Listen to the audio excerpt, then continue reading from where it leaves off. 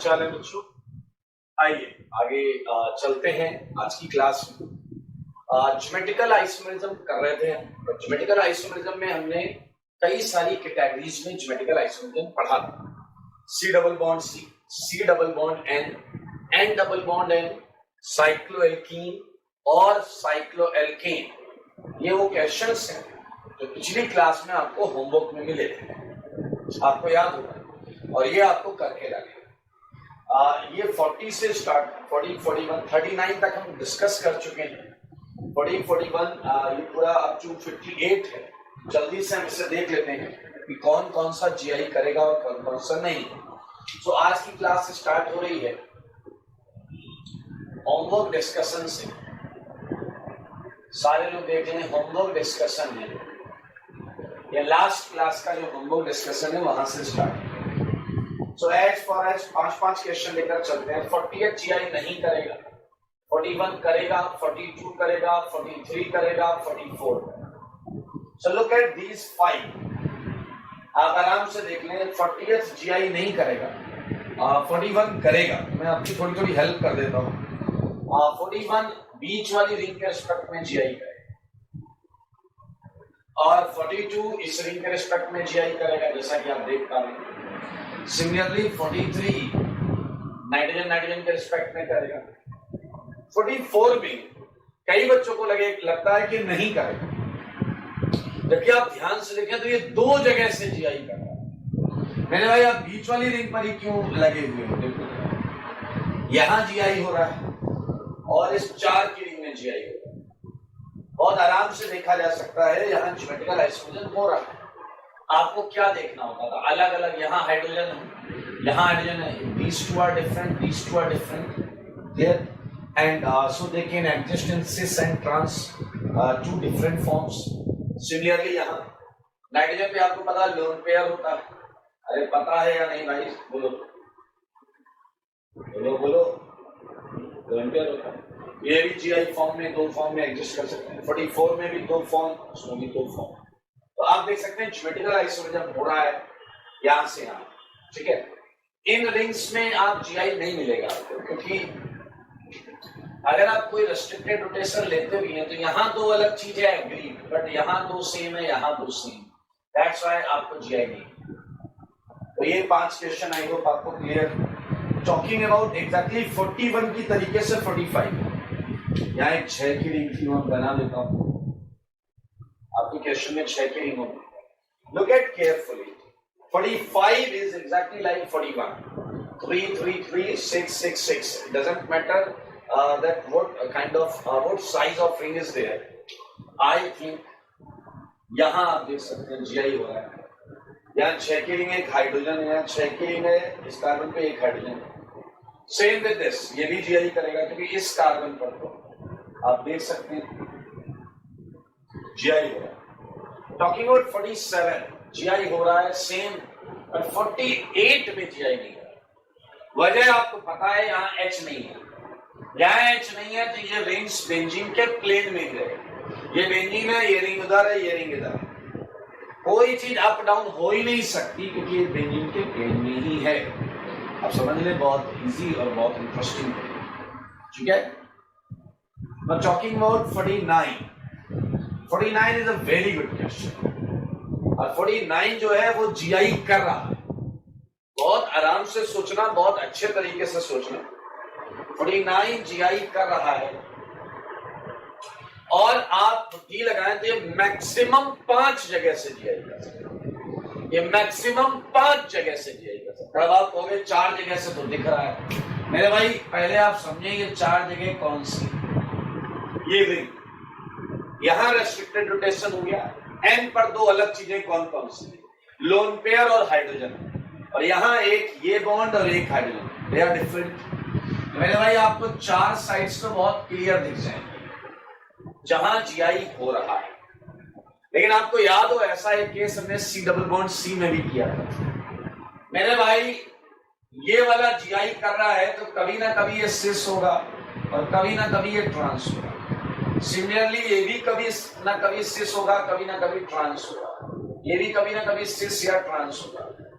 तो सोचो, मैंने बोला maximum sites which can show geometrical isomerism, तो मेरे भाई 5 आ गया, क्योंकि कभी ना कभी ऐसा केस होगा कि जब ये और ये अलग होंगे, लाइक ये सिस होगा, ये ट्रांस होगा, ये ट्रांस तो ये सिस, और ऐसा एक डिफरेंट केस होगा, तो मेरे भाई बीच वाला भी जीआई कर सकता है डबल बॉन्ड के क्रॉस। फिलहाल अगर केवल क्वेश्चन इतना पूछा जाए कि क्या जीआई होगा, तो बात बिल्कुल सही है, यस। मैक्सिमम कितनी जगह से जीआई कर सकता है? 5, 1, 2, 3, 4, 5। यहां मैं बोल रहा हूं जब ये रिंग सिस फॉर्मेट में हो और ये ट्रांस फॉर्मेट में हो तो ये अलग काउंट होंगे। सिमिलरली ये भी अलग काउंट हो सकते हैं, और ये वाला क्या हो जाएगा बताइए? जीआई का। तो इन 5 में किसी को कोई डाउट नहीं है। बेंजीन में आपको पता है हर कार्बन एक ही फिर बाहर बॉन्ड बना सकता है, सिग्मा बॉन्ड, वहां पर रह सकता है। अब moving ahead with question of 50, 51, 52, I think it's an easy question. 50th कर रहा है जी, I don't think कि कोई रत्ती भर भी डाउट है इसमें। 51 भी कर रहा है, 52 भी कर रहा है, रिंग साइज कुछ भी हो, ये जीआई कर रहा है। सरप्राइजिंगली 53 भी जीआई कर रहा है। लेकिन अगर मैं आपसे पूछूं 53 किसके किससे रिस्पेक्ट में जीआई कर रहा है, मेरे भाई ये देखिए, ये मिथाइल है और इन कार्बन पर आपको पता हाइड्रोजन लगा हुआ है, तो ये अलग है, ये अलग है, रिंग रेस्ट्रिक्टेड सिस्टम। आपको अगर नाइट्रोजन के रिस्पेक्ट में कुछ लग रहा है तो वो दूर मैं कर देता हूं डाउट। मेरे भाई 54 जीआई नहीं कर रहा है, 54 जीआई नहीं कर रहा है क्योंकि नाइट्रोजन जो है वो sp2, नाइट्रोजन का लोन पेयर रेजोनेंस कर रहा है, and because of that nitrogen पे दो चीजें हैं ही नहीं। Nitrogen lone pair of nitrogen is in resonance, is in resonance.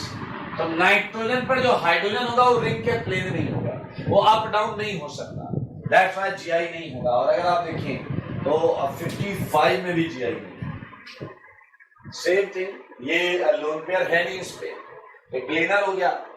ये एक चीज तो है A not equal to B, but we don't have any terminal at which two different atom or groups are present. ये नहीं कर सकते because nitrogen तो प्लेन में रहेगा। मेरे भाई प्लेन में रहने से कैसे हो रहा था? रिंग के केस में तो अप डाउन इससे देख रहे हैं। ये अच्छे क्वेश्चंस हैं, गलती कर सकते हो आप पेपर में, इसलिए ध्यान दें। इसलिए यहाँ पर NH में नहीं हो रहा है, इसमें नहीं हो रहा, मिथाइल के रिस्पेक्ट में। So now we have only 3 questions remaining, 56, 57 and 58. मेरे भाई ध्यान से देखो, बुद्धि लगाओ, बताओ जरा 56, 57 और 58 इसके बारे में कैसे करेंगे?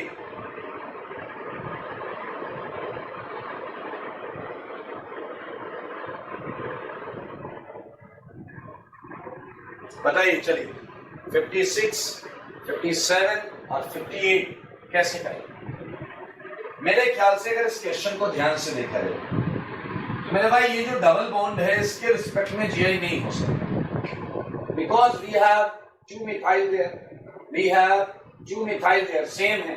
लेकिन रिंग के रिस्पेक्ट में देखिए, रिंग के, इसे मत देखो, रिंग के रिस्पेक्ट में देखो, ये कर रहा है जीआई, रिंग के रिस्पेक्ट में देखो, ये कर रहा है जीआई। मेरे भाई रिंग के रिस्पेक्ट में देखो, मिथाइल H होगा यहाँ पर, मिथाइल H होगा यहाँ पर, ये भी कर रहा है।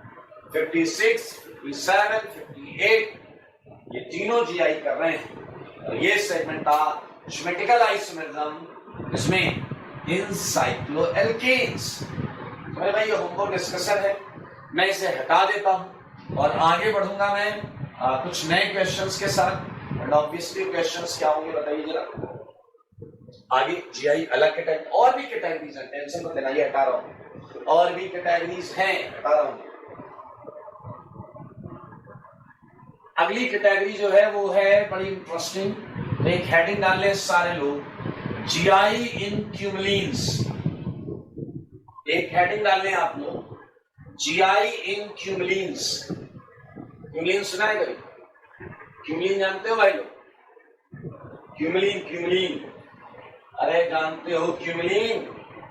क्यूमुलिन होता है just adjacent multiple double bonds, polyenes क्या होती है? पॉलीइन्स। आइए मैं आपको बता रहा हूं, अगली कैटेगरी देखते हैं, सारे लोग अगली कैटेगरी देखते हैं। अगली कैटेगरी है जीआई इन क्यूमुलिन्स। सारे लोग देखिएगा, ठीक है? जीआई इन क्यूमुलिन्स। पहले आप क्यूमुलिन को समझिए, क्यूमुलिन होता क्या? मेरे भाई अगर डबल बॉन्ड इस तरीके से, डबल के जस्ट बगल में डबल, तो इसे हम क्यूमुलिन बोलते हैं। ये सबसे छोटा क्यूमुलिन है, सबसे छोटा क्यूमुलिन, जिसमें भाई एक डबल बॉन्ड रखोगे तो एल्कीन हो जाएगा, दो डबल बॉन्ड रखा तो वो क्यूमुलिन। ये देखें, लेकिन क्यूमुलिन में एक मजेदार चीज, इसके टर्मिनल अलग अलग प्लेन्स में, इसके टर्मिनल्स अलग अलग प्लेन में। अगर आप थोड़ी बुद्धि लगाएं, ये वर्टिकल प्लेन में है लेफ्ट वाला टर्मिनल, और राइट वाला हॉरिजॉन्टल। मेरे भाई आप ये प्रूफ भी कर सकते हैं, आप इसका ऑर्बिटल डायग्राम बनाएं। जीओसी में हमने बहुत सारे ऑर्बिटल डायग्राम बनाए। ये कार्बन sp2 है, ये sp है, और ये sp2। खुद सोचो, sp में दो पाई बॉन्ड कौन बनाता है? एक py और एक pj। तो अगर इस कार्बन ने एक पाई बॉन्ड py से बनाया है, तो दूसरा पाई बॉन्ड pz से बनाया है, और हमें पता है py pz परपेंडिकुलर होता है। sp हाइब्रिडाइज्ड ट्रिपल बॉन्ड जानते हैं आप, या दो कंजुगेटिव डबल बॉन्ड्स पर sp hybridisation.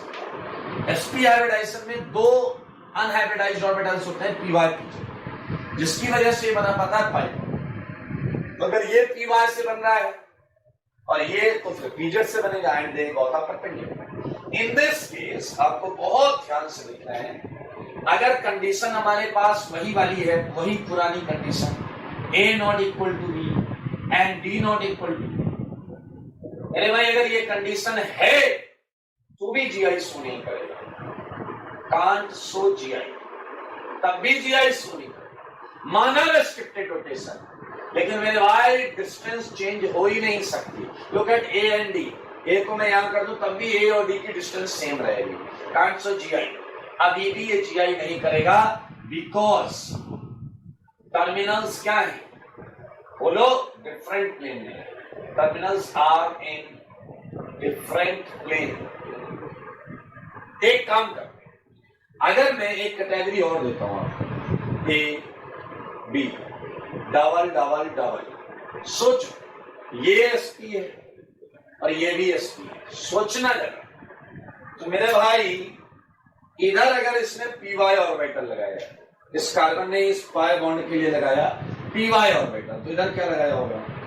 pz।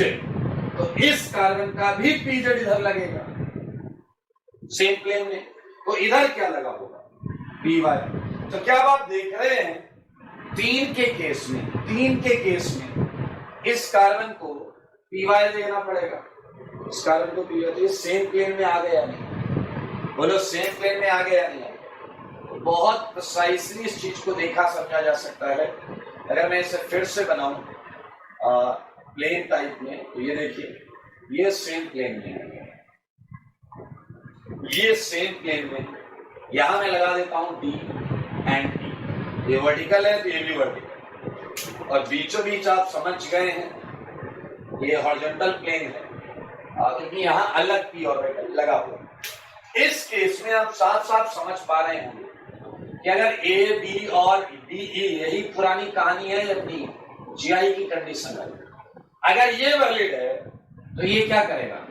Would show GI, ये GI शो करेगा, ये GI शो करेगा। अच्छा सोचो, अगर मैं एक और डबल बॉन्ड लगा तो वर्टिकल हॉरिजॉन्टल, वर्टिकल हॉरिजॉन्टल, फिर टर्मिनल्स अलग अलग प्लेन में जाएंगे और GI नहीं होगा, और फिर एक और लगा दूं होने लगेगा। तो मेरे भाई आप समझ रहे हैं, अगर क्यूमुलिन में ऑड नंबर ऑफ बॉन्ड्स हैं, ऑड 1 2 3, तो हो रहा है GI, क्योंकि टर्मिनल सेम प्लेन, और अगर इवन है तो GI नहीं हो रहा है। तो इस बात को मैं नोट में मेंशन कर सकता हूं। Tubulins with odd number of double bonds and condition A not equal to B and D not equal to B. सही बात है यार. Would always show GI. Geometrical isomer ये हमेशा GI शो करेंगे. ध्यान से देखो, समझो, सीखो क्या बताया गया है. ऑर्बिटल डायग्राम से आप बहुत आसानी से ये चीज समझ सकते हैं.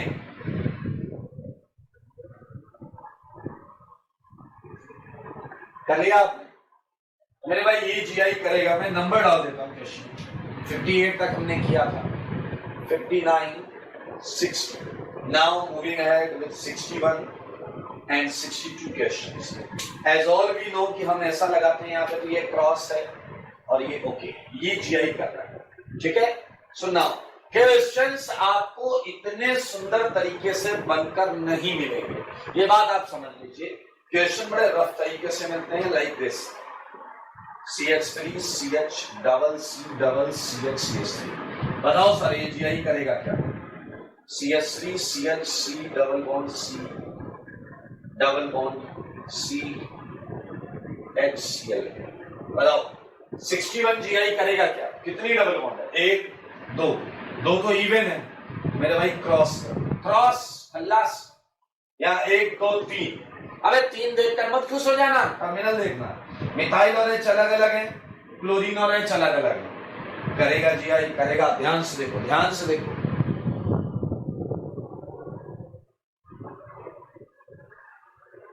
कर रहा भाई. 62 कर रहा है ना. अब एक मजेदार चीज देता हूं आपको, बड़ा अच्छा लगेगा. Look at 63 question. FCH fluorine है. फ्लोरीन 1 2 3 4 5 और ये क्लोरीन. ठीक है मेरे भाई. आपको ये पता है कि कॉन्सेप्ट इसका क्या है? ऑड वाले इस लाइन का क्या कॉन्सेप्ट? टर्मिनल सेम प्लेन में आना. क्या बोला मैंने? टर्मिनल सेम प्लेन में आना. इसीलिए वो क्या करता है? GI करता है. सही बात है यार. ओके. अब देखिए मैं आपको एक मैजिक बताता हूं. आप ये क्वेश्चंस अपने घर से करके लाइए. 64 65 66 67 68. ये क्वेश्चन अपने घर से करके देखिए क्या है. इसी क्वेश्चन को देखो. 63 1 2 3 4 5 double. Now you are free. आप कई क्वेश्चंस बना सकते हैं.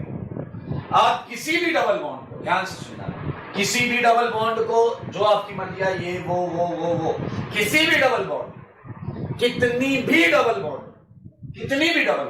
एक लेनी है, 1 2 लेनी है, 2 ले लो, 3 लेनी, 3 किसी भी ऑर्डर में, पहली लो, तीसरी लो, चौथी लो, पहली दूसरी पांचवी, व्हाटएवर, किसी भी रिंग साइज से, किसी भी रिंग की साइज से रिप्लेस कर दो, आपको जो मिलेगा वो GI कर ही रहा हो, 100% कर रहा हो. इसीलिए मैंने आपको दिया है कि आप बनाइएगा क्वेश्चन, मजा आएगा. एक मैं बना देता हूं रैंडमाइज करके. 63rd मैं कर रहा हूं. 63rd तो GI कर ही रहा है. आई जैसे पहली डबल बॉन्ड, मैं लेफ्ट से चल रहा हूं, लेफ्ट से, तो पहली डबल बॉन्ड को मैं रिंग से रिप्लेस कर देता हूं. मान लीजिए मैंने 4 की रिंग, ठीक है. दूसरी डबल बॉन्ड को भी मैं रिंग से रिप्लेस कर देता हूं. क्लियर. तीसरी बॉन्ड को आपने कहा मत करो सर, मत करो, प्लीज मत करो, रहने दो. मान लो मैंने 2 डबल बॉन्ड्स को रख दिया ऐसे और आखिरी वाले को फिर रिप्लेस कर दिया. आप कोई भी रिंग साइज बना सकते. मेरे भाई मैं डंके की चोट पर बोल रहा हूं, ये GI करेगा ही करेगा. अब आप कहोगे अगर आपने जानबूझकर ऐसा बनाया है कि जो GI करे, तो मैं आपको बताना चाहता हूं, इसीलिए मैंने आपको भी क्वेश्चंस दिए हैं कि आप अपने घर जाकर बनाना. जो मना एक ने कहा हम सारे को रिप्लेस करना, करो ना यार दादा, वो भी करेगा. ऐसा इसलिए क्योंकि जो टर्मिनल एटम या ग्रुप है वो अपना प्लेन कभी चेंज ही नहीं करता. दैट्स व्हाई कोई फर्क नहीं पड़ता. आइए आप चेक भी कर सकते हैं, तो एक बार टर्मिनल्स चेक कर लीजिएगा। फिलहाल ये 4 क्वेश्चंस आपको बनाने हैं। तो जीआई इन क्यूबुलिन्स जस्ट फिनिश्ड, जीआई इन क्यूबुलिन्स हो चुका है, ठीक है भाई, पक्का। आइए अगली कैटेगरी में आपको लेकर चलते हैं। अगली कैटेगरी है जीआई इन, ये बड़े ध्यान से, जीआई इन स्पाइरो, जीआई इन स्पाइरो कंपाउंड। स्पाइरो सुना है? सुना है? 2 रिंग में एटलीस्ट, बोलने की जगह मुझे एग्जैक्टली बोलना चाहिए, 2 रिंग में एग्जैक्टली एक एटम बॉम्ब, 2 रिंग में एग्जैक्टली एक एटम बॉम्ब स्पाइरो। आओ जीआई इन स्पाइरो मेरे भाई 68 69 क्वेश्चन में आते हैं। मुझे याद है मैंने आपको साइक्लोएल्केन्स की ज्योमेट्री के बारे में बताया, तो शायद आपको भी याद होगा। अगर आप इस 4 की रिंग को वर्टिकल मानते हैं तो क्या आप मानते हैं इसकी बॉन्ड्स ऐसा अंदर और बाहर की तरफ? आप मानते हैं इसकी बॉन्ड्स ऐसे अंदर या बाहर की तरफ? सही बात, एक आपकी तरफ होगी, एक अंदर की तरफ, एक ऐसे ही। मेरे भाई 2 रिंग बनानी है, अगर मुझे कोई रिंग भी बनानी है तो मुझे सेम बॉन्ड को यूज करना पड़ेगा। सारे देखो मेरे भाई, मजेदार चीज मिल गई, एक 4 की रिंग वर्टिकल, दूसरी हॉरिजॉन्टल। वो तो होना ही था क्योंकि कार्बन sp3, और आपको मैंने ये पूरा ज्योमेट्री बता रखी। अगर आप इस रिंग के लिए अगर देखोगे, इस रिंग तो इसकी बॉन्ड्स वर्टिकल है। तो मेरे भाई अगर आप देखें, यहां A है, यहां B है, यहां D है और यहां E है, और मान लिया AB अलग है, DE अलग है, तो क्या उसके बावजूद आप जीआई कर पाओगे? सोचो, अलग अलग प्लेन में साफ दिख रहा है, अंधा आदमी टटोल लेगा, ये हॉरिजॉन्टल है, ये वर्टिकल है, D और E। तो मेरे भाई ये जीआई नहीं कर सकता, even after having condition A not equal to B and D not equal to. एक आइडिया, रिंग जोड़, फिर से एक रिंग जोड़, मेरे ख्याल से now you just get it. ये देखें, ये मैंने यहां पर एक हॉरिजॉन्टल रिंग बना दी। आपको क्वेश्चन इतना सुंदर नहीं मिलेगा, वो रफ तरीके से ही मिलेगा। अब आपको पता है वर्टिकल रिंग की बॉन्ड्स कहां होंगी? हॉरिजॉन्टल उसमें।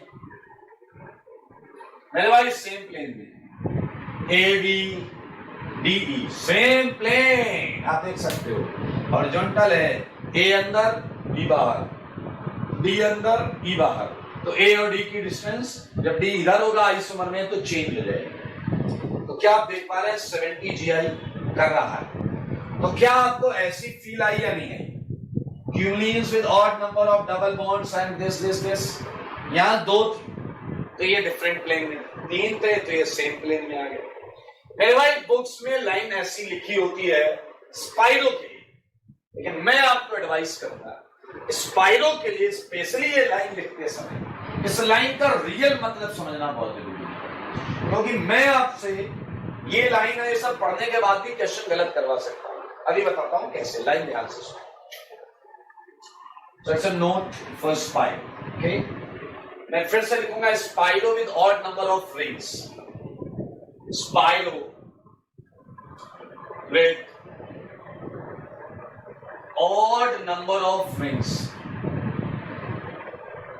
Spiro with odd number of rings and condition, and condition ध्यान से सुनना। A not equal to B, A not equal to B in intersection with D not equal to B, D not equal to spiro with odd number of rings and condition this would always show GI। यहाँ problem नहीं है, would always show GI। सारे सुनना मेरे भाई, ये तो ठीक है, यहां प्रॉब्लम नहीं है, लेकिन अगर आपने बुद्धि लगाई और इसका उल्टा वाला पॉइंट, इसका उल्टा वाला पॉइंट इवन वाला ब्लाइंडली समझ लिया तो आपकी वोट लग सकती। मैं लिखता हूं, ये spiro with even number of rings, with even number of rings even number of rings, ठीक है। अब रिंग्स इवन है, 2 चाहिए। ध्यान से सुने, would not so GI, would not so GI, GI सो नहीं करेगा। आप कहोगे नया क्या है? अरे सुनो, GI थोड़ा ये हटा के जगह ले लेते हैं, मजा भी आएगा। ये तो कर लिया भाई। वुड नॉट सो GI, ध्यान से देखना, मजा आएगा। आई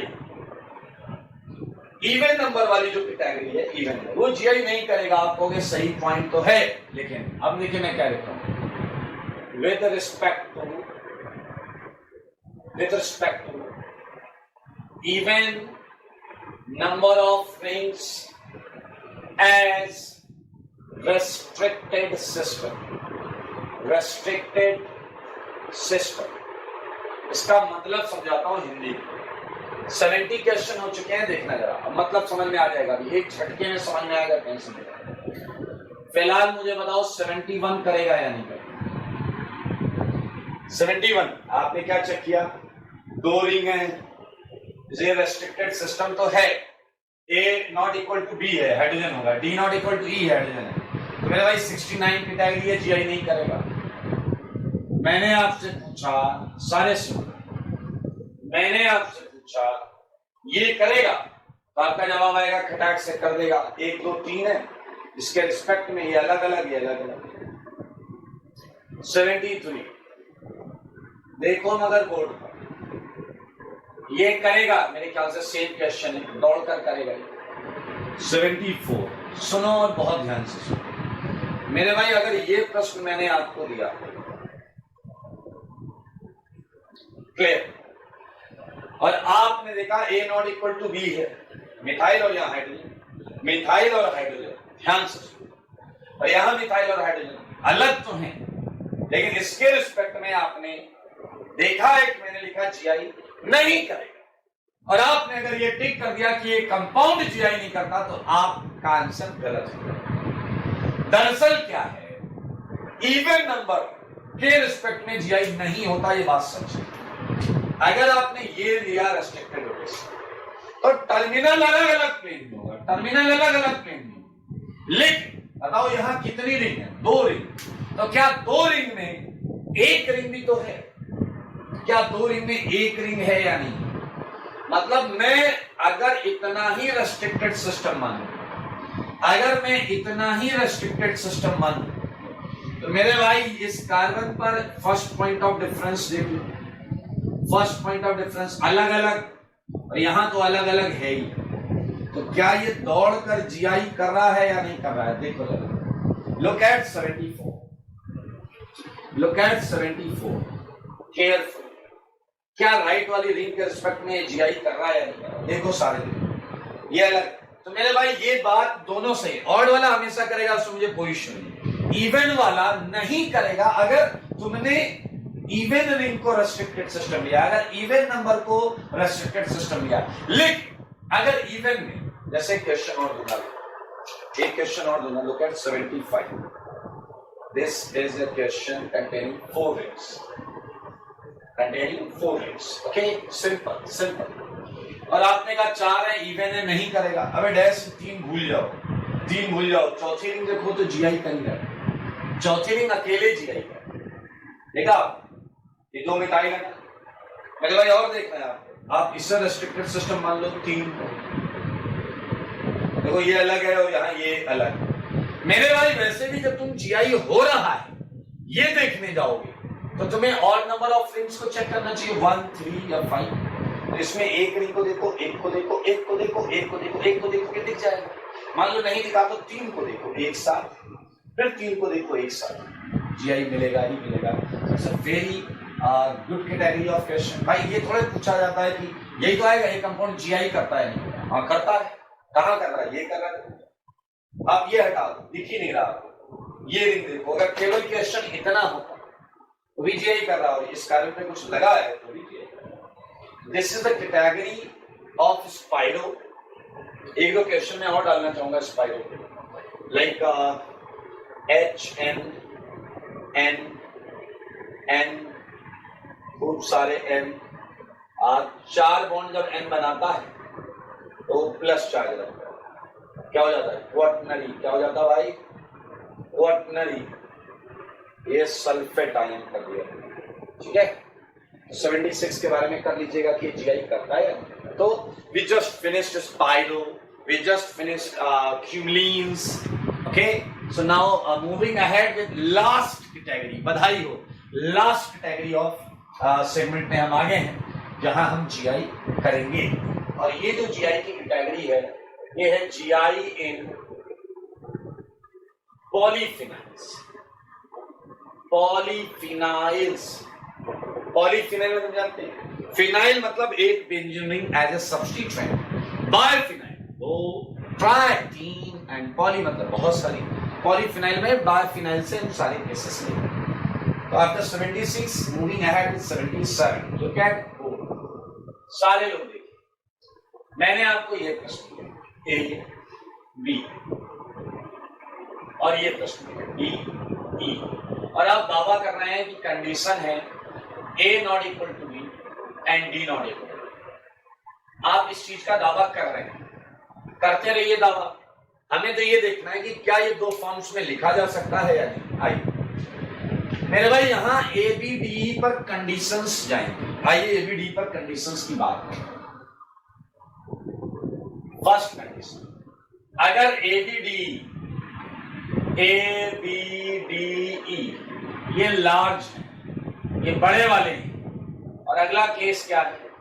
ए बी डी स्मॉल है। सोचो, बुद्धि लगाओ, ऐसा क्यों सोचना पड़ रहा है इस समय? ऐसा क्यों सोचना पड़ रहा है इस समय? सोचिए जरा सारे लोग, सोचो अगर ए बी डी बड़े वाले, तो मेरे भाई जीओसी में आपने पढ़ा है SIR, ए भी बड़ा है तो इसके रिपल्सन से ये रिंग ऐसे की जगह ऐसे हो जाएगी, तो ये डी और ई को कहीं एडजस्ट तो करना है, तो ये ऐसे हो जाएगी। तो क्या आप देख पा रहे हैं कि ये रिंग्स परपेंडिकुलर हो जाएंगी? ये वाली रिंग ऐसे रहेगी तो ये वाली ऐसे रहेगी। और आपको पता है परपेंडिकुलर प्लेन्स में, अलग अलग प्लेन्स में जीआई नहीं होगा। तो मेरे भाई मैं इस बात का यहाँ आंसर लिखूंगा, नो जीआई, बिकॉज बताओ टर्मिनल्स क्या है? Terminals are perpendicular. I think इसे परपेंडिकुलर बोलते हैं। Terminals are in perpendicular plane. Terminals are in perpendicular plane, सही है मेरे भाई। अगर ये छोटे हैं, अगर एबीडी छोटे हैं, तो बताओ ये बीच वाली बॉन्ड के क्रॉस रोटेशन फिर से जीआई नहीं होगा। नो जीआई बिकॉज ऑफ, बोलो ना डैश, फ्री रोटेशन। तो आप सर के बल खड़े हो जाओ, बायफिनाइल के रिस्पेक्ट में, मेरे शब्दों को ध्यान से सुनो, बायफिनाइल के रिस्पेक्ट में जीआई नहीं होगा। बायफिनाइल के रिस्पेक्ट में जीआई नहीं होगा। एक बच्चा आया, कह रहा क्या बात कर दिया आपने, मैं देता हूं आपको कंपाउंड, देखो वो करेगा जीआई, ये मिथाइल, ये इथाइल, ये मिथाइल, ये इथाइल, और ये देखिए मुझे क्या दिया, ये है CH डबल बॉन्ड NH। अबे डैश तो बाइफिनाइल नहीं कर रहा है जीआई, वो जीआई ये पोर्शन कर रहा है, इसलिए ये मॉलिक्यूल जीआई कर रहा है, हम ये बोलेंगे। लेकिन इसमें बायोफिनाइल वाला सेगमेंट जीआई नहीं कर रहा है, तो ये जो चीज लिखी है बिल्कुल सही लिखी है। कोई और सेगमेंट कर सकता है जीआई। तो दिस इज ऑल अबाउट 78, ठीक है। मैं नीचे वाला पोर्शन हटा रहा हूं।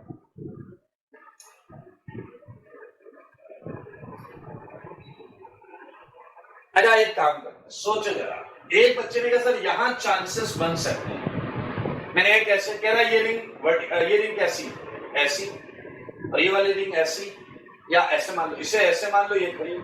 तो अगर एक रिंग और जोड़ दे तो वो तो पड़ी होगी, पड़ी खड़ी पड़ी, हाँ या ना? तो वही वाला काम हो जाएगा क्यूमलीन और स्पाइरो वाला। ये रिंग पड़ी, ये रिंग खड़ी होगी SIR की वजह से, तो अगली रिंग पड़ी होगी ना भाई साहब। तो अगर मैं आपको ट्राइफिनाइल का केस देता हूं 79, सारे लोग देखो A B, बिल्कुल सही आइडिया है ये, क्योंकि अब देखिए मैं थोड़ा सा और सुंदर बनाऊंगा सेगमेंट को। आप देख पा रहे हैं बीच में एक रिंग है, यहाँ मैं मान लेता हूँ PQRS लगा, ये रिंग पड़ी हुई है PQRS, ये रिंग पड़ी हुई है और ये खड़ी हुई है like this. Okay, so third ring पर है D और E।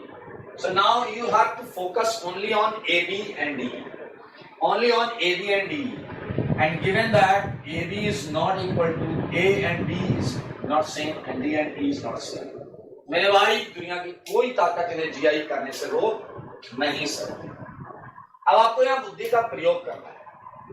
It doesn't matter कि A B यहीं, A B भी हो सकता है, A यहाँ B यहाँ, A यहाँ B यहाँ भी हो सकता है, समझ रहे हैं आप? D E यहाँ हो सकता है, D E यहाँ हो सकता है, D E यहाँ हो सकता है, तो आपको देखिए, ठीक है। आइए तो हम बढ़ेंगे, 2-3 क्वेश्चन इसके भी कर लें। 80th मैंने आपको एक छोटा सा प्रश्न दिया है, सारे देखो, छोटा प्रश्न सारे देखो। मिथाइल मिथाइल मिथाइल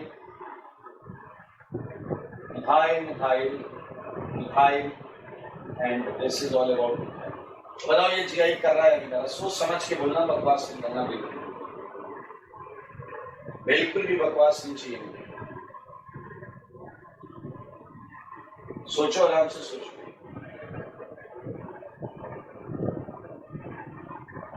एटीएथ के बारे में सोचो,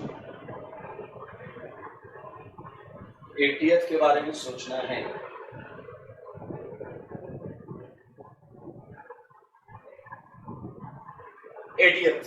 बताओ मेरे भाई, क्या आपकी मन की आंखें देख पाएंगे? ये A है, ये आपका B आ गया और ये D है और ये आपका E आ गया। 80th दौड़कर GI करेगा।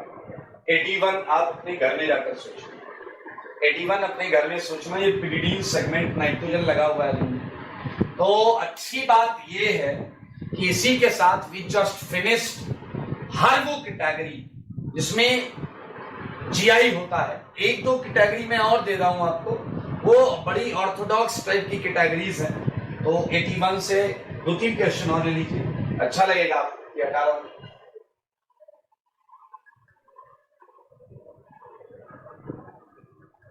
ठीक है, और अब हम उसके बाद मजेदार टॉपिक चालू करें। 18 दोस्तों,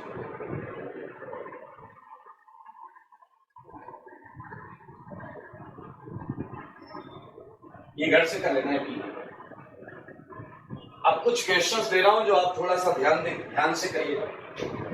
82 like CH3 CH double bond S double bond CH CH3। 83 ध्यान से देखिए। इट्स लाइक सोचिएगा अच्छी तरीके से, फिर करिएगा क्वेश्चन। NME2 का NME2 का याद रखो, CONH2, ठीक है। ये है आयोडीन और ये है आयोडीन, ये है CONH2 और ये है आयोडीन। बड़ा अच्छा क्वेश्चन, आपको अच्छा लगेगा ये करके, तो आप इसे ट्राई जरूर करिएगा, ठीक है। कुछ और क्वेश्चंस मैं दूं उससे पहले एक सेगमेंट में आपको कराना चाहता हूं, ठीक है। GI इन बायसाइकिल, ठीक है, बहुत ज्यादा पॉपुलर नहीं है GI in bicycle. So look at 84 question. हम सबको पता है कि ये GI करता है। देखो 6 के में 2 मिथाइल GI करता है भैया, रेस्ट्रिक्टेड रोटेशन है। ये भी GI करता है। इथाइल मिथाइल तो क्या फर्क है? इथाइल इथाइल ये भी GI करता है मेरे भाई, ये भी GI करता है। मजेदार बात ये भी GI करता है। कंपाउंड बहुत अच्छा नाम है इसका, डेकलिन, ये GI करता है। थोड़ा सा जब भी आप लोग कन्फर्मेशनल आइसोमेरिज्म पढ़ेंगे, कन्फर्मेशनल आइसोमेरिज्म, तो उसमें आप थोड़ा और बेहतर समझ पाएंगे। वैसे आपने जर्नल ऑर्गेनिक केमिस्ट्री में हीट ऑफ कंबसन जब पढ़ा था, heat of combustion Baeyer strain angle theory का लास्ट पॉइंट, तो उसमें आपको याद होगा ये प्रूफ हुआ था कि साइक्लोएल्केन्स प्लेनर नहीं होते, साइक्लोएल्केन्स प्लेनर नहीं होते। और आपने कंफर्मेशन सुना हो तो उसमें आपको पता हो 6 की रिंग चेयर फॉर्म में, बोट फॉर्म में होती है। तो नहीं सुना है तो कोई बात नहीं, कंफर्मेशन में जब भी कंफर्मेशन पढ़ेंगे तो उसमें पढ़ेंगे। तो मैं आपको इसके दोनों आइसोमर बना कर दिखाऊंगा। ये पहली 6 की रिंग है, थोड़ी चेयर फॉर्म है, कंफर्मेशनल फॉर्म। दूसरी जो है वो ये 6 की रिंग है, आप देख सकते हैं। और इस समय आप देख सकते हैं दोनों हाइड्रोजन अपोजिट हैं जंक्शन पर। तो इट्स अ क्लियर कट खुला ट्रांस है, दोनों चेयर फॉर्म है और ये कंपाउंड का ट्रांसफॉर्म बना हुआ है। एंड मैं इसका दूसरा ज्योमेट्रिकल आइसोमर बना रहा हूं। दूसरा ज्योमेट्रिकल आइसोमर जो है वो भी चेयर फॉर्म है, थोड़ा सा ध्यान से देखेंगे तो वो भी आपको चेयर फॉर्म दिखाई देगा। This is all about, and इस केस में दोनों hydrogen same side, so this is your cis. ये आपका क्या है, सिस। ये सिस डेकलिन बोलते हैं, सिस डेकलिन, और ये है आपका ट्रांस डेकलिन। तो ये दो फॉर्म्स में ऑर्गेनिक केमिस्ट्री में पाया जाता है। ऐसा नहीं होता ये कभी, ये या तो ऐसा होगा या ऐसा होगा, they both are different. So 84 decalin they can show geometrical isomer in the same category. आप ये क्वेश्चंस ट्राई करना, आपको अच्छे लगेंगे। 85 एंड 86, ठीक है। ये 3 मेंबर रिंग है भाई साहब, टेंशन मत लें। ये 3 मेंबर रिंग्स हैं, टेंशन मत लें।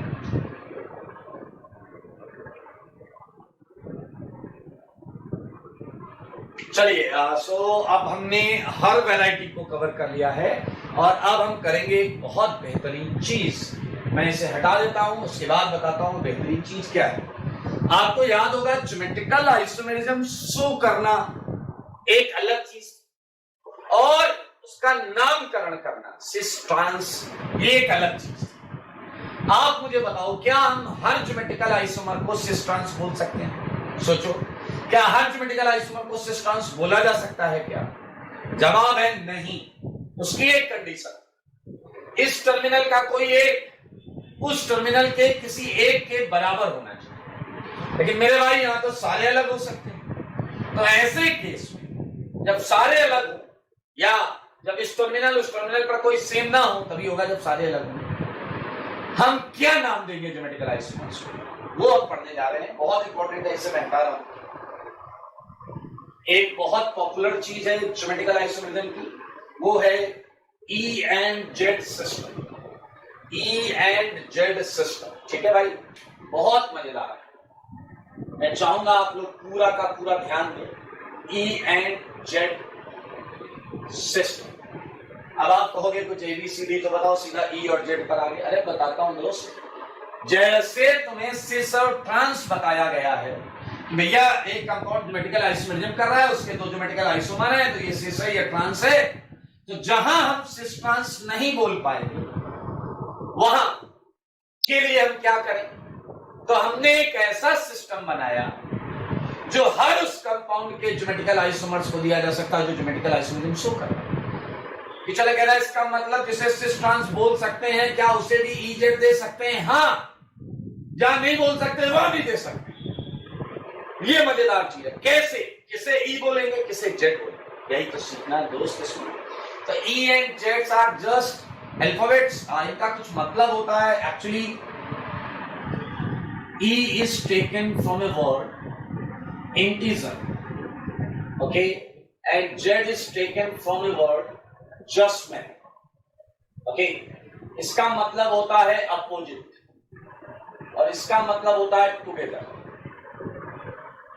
अब आपके दिमाग के किसी कोने में ये हरकत चालू हो चुकी है, अच्छा ये सिस है, ये ट्रांस है। अगर तुमने ऐसा सोचना चालू किया तो गलत हो जाओगे, तुम कॉन्सेप्ट खराब करोगे। आपको ये पूछना चाहिए क्या टुगेदर, क्या टुगेदर क्या, और अपोजिट क्या, यही समझना। आइए टुगेदर और अपोजिट के लिए क्या है वो मैं बताता हूं। ध्यान से देखिए, क्रिया विधि मैकेनिज्म पर बात कर रहे हैं। क्या देखना है, क्या साथ में होना चाहिए, क्या अपोजिट है। सिस ट्रांस का तो अपने को पता है क्या साथ में होना चाहिए। इस टर्मिनल की जो एक चीज उस टर्मिनल की जिस चीज के बराबर है, अगर वो सेम साइड है तो सिस, बट यहां अलग चलता है। क्या चलता है? इफ, सारे लोग ध्यान से, हायर, ठीक है, थोड़ा और क्लियर, हाईएस्ट और लोवेस्ट प्रायोरिटी, या तो हाईएस्ट लेना या लोवेस्ट लेना, कोई एक, ठीक है। या तो इफ हाईएस्ट और लोवेस्ट प्रायोरिटी ग्रुप, ध्यान से सुनो, at terminals, at set out at each terminal. अब आपको इसमें जितनी बात समझ में आनी चाहिए, जीआई में रेस्ट्रिक्टेड रोटेशन होता है, एक टर्मिनल इधर होता है, एक टर्मिनल उधर होता है। तो ये कह रहा है इस टर्मिनल का या तो हाईएस्ट लो या लोवेस्ट लो, कोई एक ले। और अगर तुमने इधर हाईएस्ट लिया है तो कॉमन सेंस है उधर भी हाईएस्ट लेना। इधर दो लगे होते हैं, उनमें से हाईएस्ट प्रायोरिटी का एटम अगर आप हाईएस्ट ले रहे हो या ग्रुप देख लो, इस टर्मिनल का हाईएस्ट देख लो, और वो अगर सेम साइड है, अगर वो टुगेदर तो जेड बोले, और अगर वो अपोजिट है तो ई बोले। बहुत इजी है। तो मेरे भाई आप कोई एक लेकर फिक्स कर लो दिमाग में, हाईएस्ट प्रायोरिटी लेनी है वही लेना, लोवेस्ट लेनी है तो फिर हाईएस्ट की बात नहीं करना, सेम आंसर आएगा, आंसर चेंज नहीं होगा। इफ हाईएस्ट और lowest priority group at each terminal is together तो क्या हो जाएगा? Then Z, and if opposite तो क्या हो जाएगा बताओ भाई? देन ई।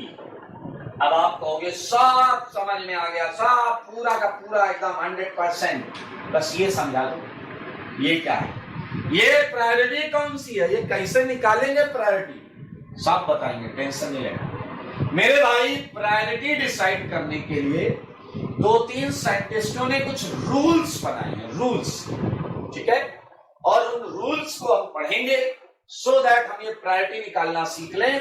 तो पहले रूल पढ़ के प्रायोरिटी निकालना सीखेंगे, and once we get to know कि हम प्रायोरिटी कैसे देखते हैं, हम ईजेड निकालना सीख लें। तो मेरे भाई यहां मैं एक खुलेआम दिन दहाड़े हेडिंग डाल रहा हूं।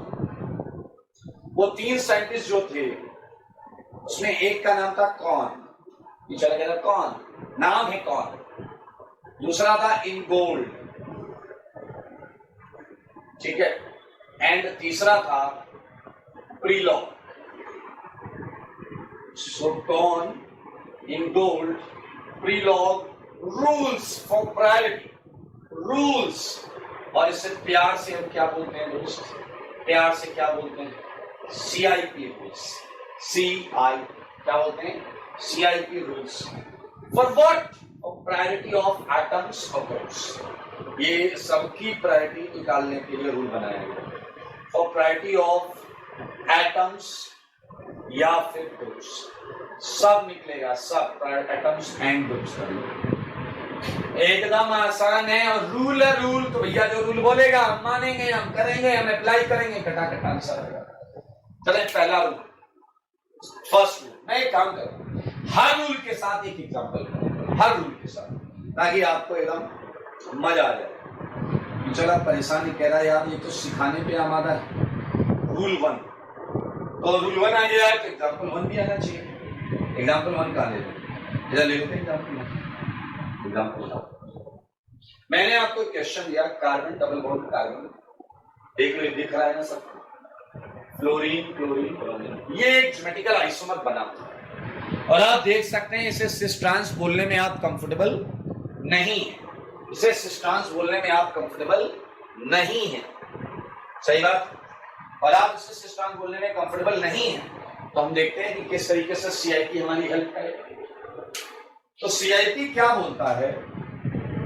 इफ डायरेक्टली अटैच्ड, एक वर्ड का मतलब सुनना, if directly attached atom from terminal, जो टर्मिनल है, कहां है टर्मिनल? ये एक टर्मिनल, ये डायरेक्टली अटैच्ड एटम, एक टर्मिनल ये directly attached. If directly attached atom from terminal is different, अगर वो डिफरेंट तो मेरे भाई priority is directly proportional to atomic number.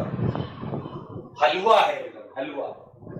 अगर डिफरेंट है तो प्रायोरिटी एटॉमिक नंबर से देखी जाएगी। तो चलो इस क्वेश्चन को निपटा दो। इस टर्मिनल पर मैं हाईएस्ट देखूंगा, ठीक है। फ्लोरीन डायरेक्ट जुड़ा हुआ एटम, डायरेक्ट जुड़ा हुआ एटम देखिए, ये डायरेक्ट जुड़ा हुआ एटम है, ये डायरेक्ट जुड़ा हुआ क्लोरीन। तो फ्लोरीन और क्लोरीन अलग अलग है और ज्यादा एटॉमिक नंबर क्लोरीन का। तो मैंने इसे डब्बे में बंद कर दिया। इस टर्मिनल का काम हो गया। अब मैं इस टर्मिनल पर गया, यहां मैंने देखा डायरेक्टली अटैच्ड ब्रोमीन और आयोडीन जो कि अलग अलग, तो ज्यादा एटॉमिक नंबर आयोडीन का है। तो मेरे भाई ये हाईएस्ट प्रायोरिटी ग्रुप टुगेदर है, टुगेदर है। तो मैंने यहां जेड चिपका दिया, ये जेड है। इसका कॉन्फ़िगरेशन क्या है मेरे भाई? जेड है। तो थोड़ा तिरछा है, इसे सीधा कर देते हैं। जेड है ये जेड। क्या आपको पहला रूल और पहला एग्जांपल दोनों समझ में आया है? देखो यार बहुत आसान है दोस्तों। ओके, आप बताओ रूल 2 की आवश्यकता कब पड़ेगी? रूल 2 की आवश्यकता कब पड़ेगी? सारे लोग सोचो, सारे लोग सोचो, रूल 2 की आवश्यकता कब पड़ेगी? अरे यार 10 रूल बनाने का शौक थोड़े होता है। जब रूल 1 फेल होगा तो रूल 2 की आवश्यकता पड़ेगी। अब आप कहोगे अच्छा ये कैसे फेल होगा? ध्यान से सुनो मेरे भाई, मैं खुला खुला लिख रहा हूं इसलिए समझना।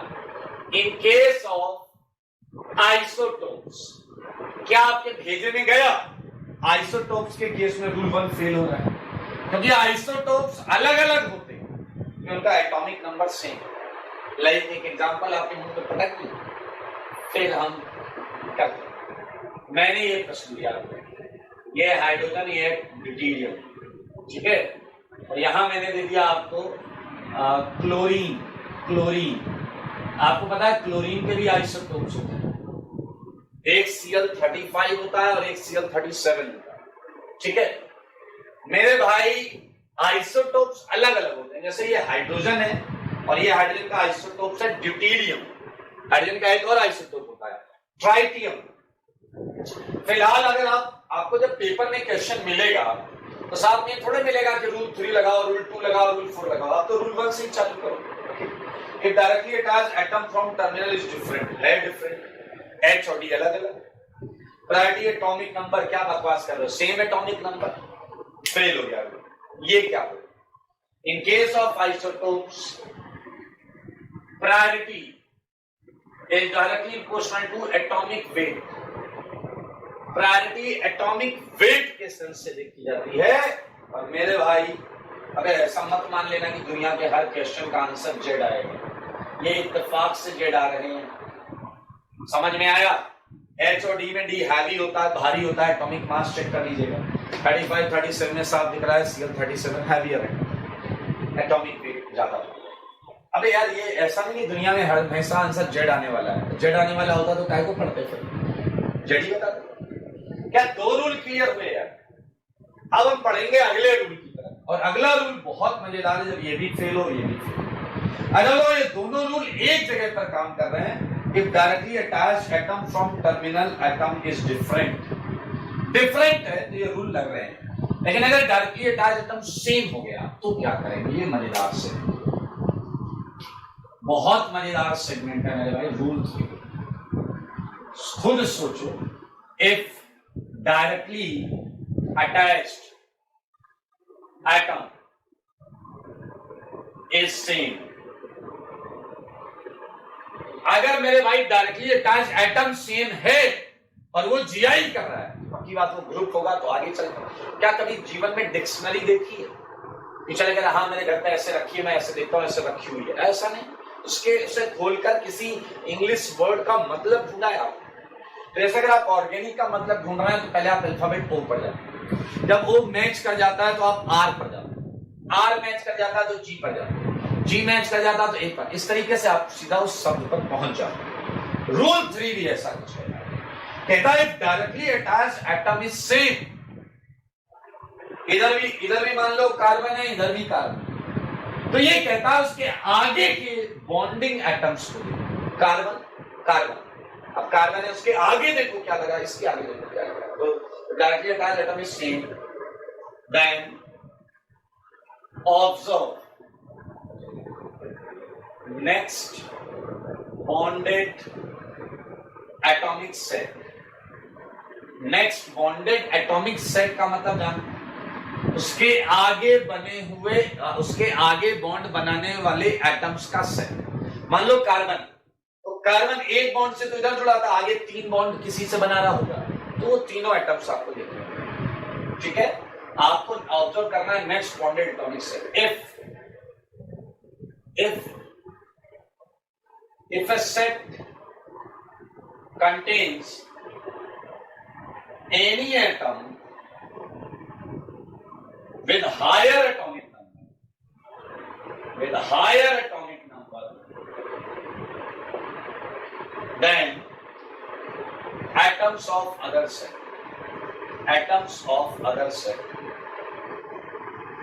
then previous set gets higher priority. Previous set gets higher priority. अच्छा, आपको ये लग सकता है ये कैसे निकालेंगे? एग्जाम्पल का क्वेश्चन है, सारे लोग ध्यान से देखिए। एग्जाम्पल नंबर 3 आपकी आंखों के सामने आ रहा है। एग्जाम्पल नंबर 3 सारे लोग देखिएगा, ये है कार्बन, बहुत आराम से देखिएगा। ठीक है, मैं यहाँ क्वेश्चन बड़ा डिटेल तरीके से लिखूंगा, पेपर में थोड़ा पैक में आएगा, आप उसे ओपन करके लिखिएगा। जैसे ये कार्बन, ये कार्बन, ठीक है। अब मैंने क्या किया, इसके आगे जो है मेरे भाई, वो क्या है ध्यान से देखिए। इसके आगे है H फ्लोरीन, ठीक है, कार्बन की 3 बॉन्ड। यहां क्या है मेरे भाई, देखो H कार्बन, थोड़ा सा मैं बना देता हूं, H कार्बन, और इस कार्बन पर आगे है IHH iodine. Please look at carefully, बहुत ध्यान से देखिए।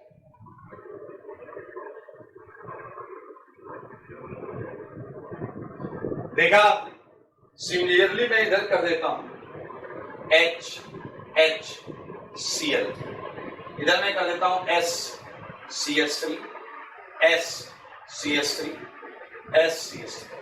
अब पहले तो आप बुद्धि लगाकर ये बताओ कि क्या ये कंपाउंड डबल बॉन्ड के क्रॉस जीआई कर रहा है या नहीं? क्या ये कंपाउंड डबल बॉन्ड के क्रॉस जीआई कर रहा है या नहीं? कर रहा है यार, रेस्ट्रिक्टेड रोटेशन है और ये अलग है और वो अलग है। तो अब हम देखेंगे ये ई है या जेड, ये पर्टिकुलर आइसोमर ई है या जेड। तो नियम कानून कायदा फॉलो करें, ठीक है। पहले हम इस टर्मिनल पर चेक करते हैं। मेरे भाई इधर गए, ये सेम है, कार्बन सेम। तो अब इस कार्बन के आगे का सेट क्या है, HHF, तो मैं वो यहां लिख रहा हूं।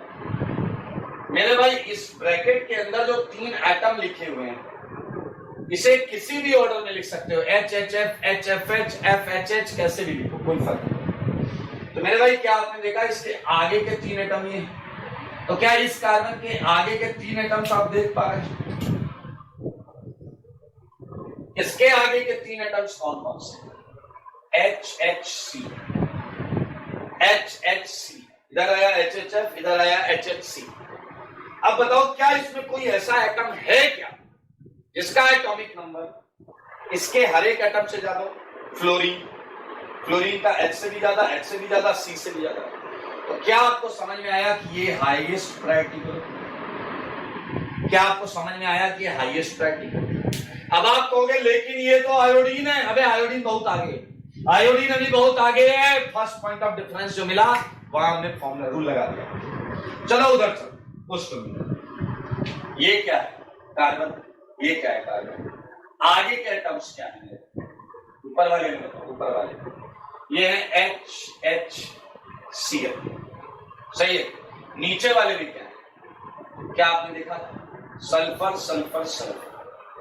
ये मैंने जानबूझकर ऐसा क्वेश्चन दिया है ताकि आपके दिमाग में अगर कोई कीड़ा है तो वो निकले।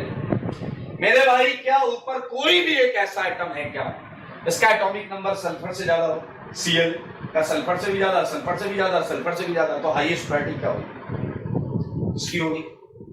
अरे यार किस्मत ही खराब है, सब जेड ही वाले एग्जाम्पल देगा प्रभु, ये मत मान लेना कि सबका आंसर जेड आएगा, समझ रहे? फिलहाल आप रूल समझिए, जोड़ना नहीं होता डैश कि sulphur plus sulphur plus sulphur 3 sulphur, ये नहीं करना होता। एक भी एटम का एटॉमिक नंबर अगर यहां ज्यादा है, नहीं सल्फर से तो ज्यादा ही होता है, एक बच्चे ने कहा अच्छा ये ऐसा सेट आ जाए तो क्या करेंगे? HHO कहते तो नीचे वाला अच्छा हो गया, नीचे वाला अच्छा हो गया, ये तो एक तरीके से ऑक्सीजन का H से ज्यादा है, नीचे वाला सेट अच्छा हो जाएगा। Common sense, common sense. तो मेरे भाई ये है रूल 3, और ये है रूल 3 का एप्लीकेशन बड़ा शानदार तरीके से, खूबसूरत तरीके से हमने इसे यहाँ अप्लाई किया है। E एंड Z में आप अभी 3 रूल और पढ़ेंगे, टोटल 6 रूल्स हैं। तो अगली क्लास में हम EZ के वो बाकी बचे हुए 3 रूल्स पढ़ेंगे, और साथ में हम उसके क्या करने वाले हैं बताइए? कैलकुलेशन ऑफ ज्योमेट्रिकल आइसोमर्स करेंगे। तो next class will be the last class of GI, और हम स्टार्ट करेंगे पहले जीआई पूरा खत्म करेंगे, उसके बाद डिस्कशन वाले पार्ट पर हम चलेंगे, ठीक है? होमवर्क में आपको इलेक्ट्रॉनिक डिस्प्लेसमेंट वाला जो था डिस्कशन वो हो चुका है, if I am not wrong, मुझे आप ग्रुप पे बता दीजिएगा कुछ अगर पेंडिंग है तो। और एसिड बेस की सीट का जो होमवर्क है वो आप लोग कर, एसिड बेस की सीट आपकी अपलोडेड है, उसका होमवर्क कर ले, एक्सरसाइज 1 एंड 2, एक्सरसाइज 1 एंड 2, ठीक है? आज के लिए तब तक के लिए क्या करना है? स्वस्थ रहना है, मस्त रहना और पढ़ाई में व्यस्त। चलो।